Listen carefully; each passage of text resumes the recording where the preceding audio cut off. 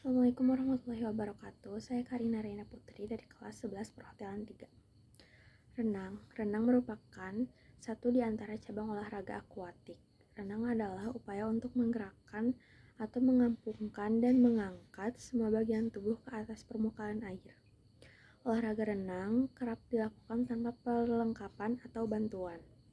Jadi, dalam renang lebih banyak menggunakan anggota tubuh, terutama bagian tangan dan kaki untuk bergerak atau mengapung di air.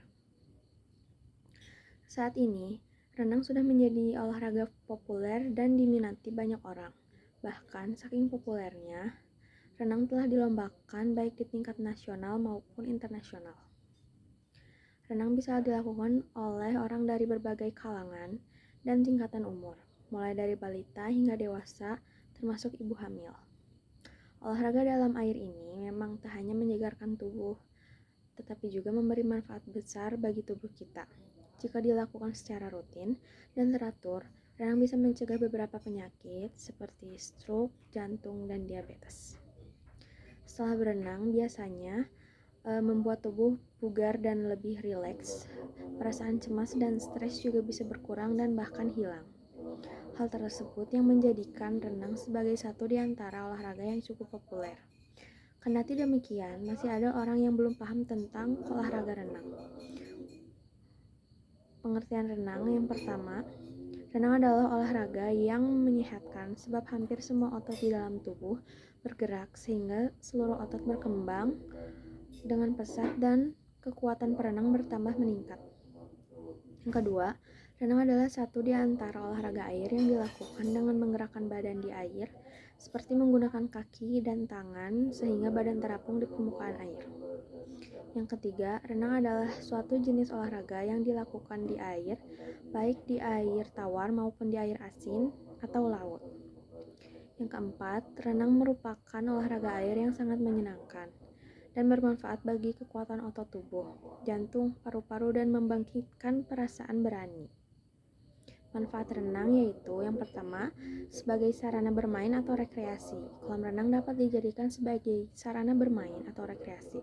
Hal tersebut yang membuat banyak anak-anak menyukai olahraga renang. Yang kedua, menyehatkan badan dan dapat merangsang gerakan motorik. Bagi balita dan anak-anak, otot-ototnya akan berkembang, persendian dapat tumbuh dengan optimal, dan tubuh menjadi lentur, dan pertumbuhan badan pun meningkat. Yang ketiga, dengan berolahraga renang dapat menghilangkan rasa takut pada air. Jadi sebaiknya semenjak bayi kita sudah mengenalkan olahraga renang terhadap bayi kita agar jika sudah besar tidak takut terhadap air.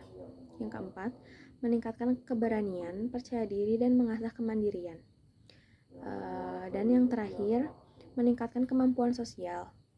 Seperti diketahui, olahraga renang juga bisa dilakukan bersama-sama. Selanjutnya, ada macam-macam gaya renang. Yang pertama, renang gaya bebas.